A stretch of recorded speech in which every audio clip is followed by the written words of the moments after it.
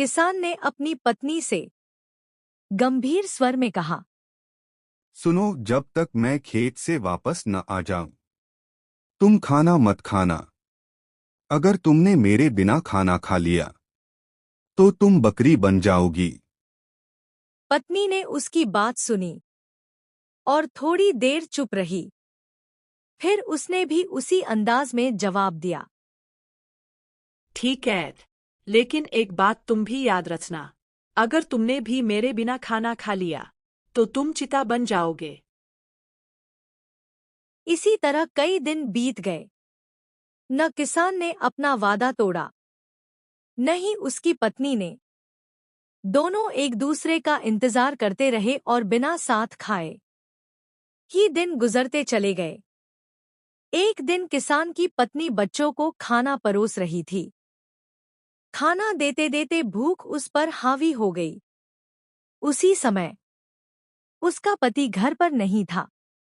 उसने अनजाने में खाने में से एक छोटा सा टुकड़ा अपने मुंह में डाल लिया। जैसे ही उसने खाना खाया, उसी पल उसके शरीर में अजीब सा बदलाव होने लगा। देखते ही देखते वह इंसान से बकरी बन गई। जब किसान घर वापस आया तो उसने देखा कि घर के आंगन में एक बकरी खड़ी है। किसान ने उसे देखकर बहुत दुखी हुआ।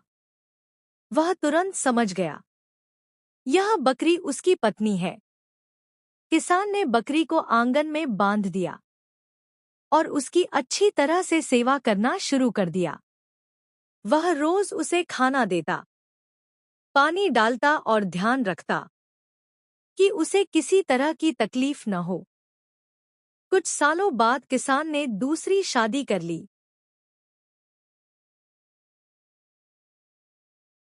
किसान की दूसरी पत्नी उसका पहली पत्नी के बच्चों के साथ अच्छा व्यवहार नहीं करती थी। वह उन्हें ठीक से खाना भी नहीं देती थी। इस वजह से वे बच्चे बहुत परेशान रहते थे। उनकी बकरी माँ बच्चों की शिकायतें तो सुनती थी, लेकिन कुछ कर नहीं पाती थी। बकरी देखती थी कि उसके बच्चे दुबले-पतले होते जा रहे हैं। तब उसने अपने एक बच्चे को पास बुलाया और कहने लगी, जब भी तुम दोनों को भूख लगे, मेरे सींगों पर बंधी रस्सी से मार देना। तुम्हें खाना मिल जाएगा। उसे तुम खा सकते हो। बच्चों ने ठीक वैसा ही किया। जब भी उन्हें भूख लगती, वे अपनी माँ के सींगों पर डंडी मार देते। ऐसा करने से उन्हें खाना मिल जाता। इस तरह भरपेट खाना खाने से उनकी सेहत सुधरने लगी और वे तंदुरुस्त हो गए। लेकिन यह सब सौतेली माँ की उम्मीदों के खिलाफ हो रहा था। वह उन्हें बहुत कम खाना देती थी, फिर भी वे मोटे और तंदुरुस्त होते जा रहे थे। उसे समझ नहीं आ रहा था कि ऐसा कैसे हो रहा है। सौतेली माँ की एक बेटी थी। वह अपनी बेटी के खाने पीने का बहुत अच्छे से ध्यान रखती थी।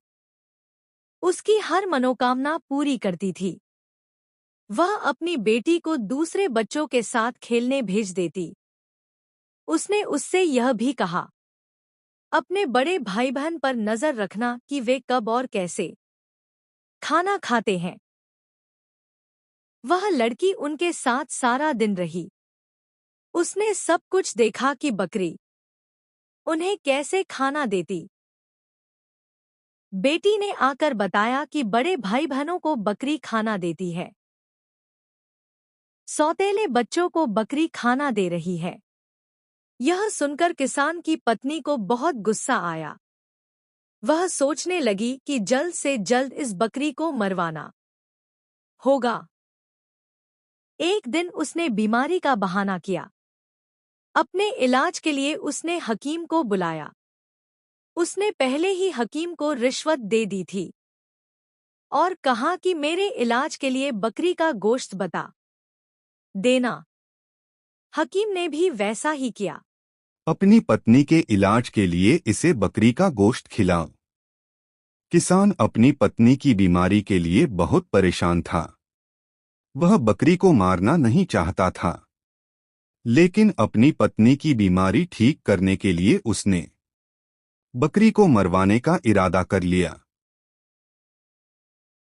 सौतेली माँ खुश होकर अपनी बेटी से कहती है, मैंने इस बकरी को मरवाने का इंतजाम कर दिया है।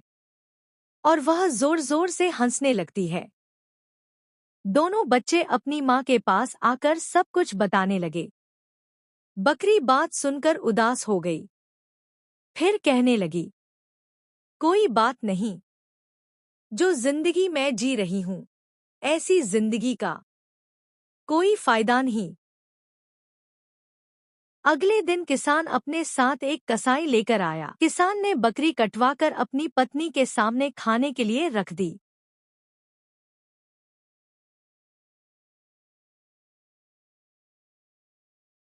सौतेली माँ को बकरी का मांस मिला और बच्चों को बकरी की हड्डियां दी गईं। बच्चों ने अपना फर्ज अदा किया और हड्डियां दरिया में बहा दी।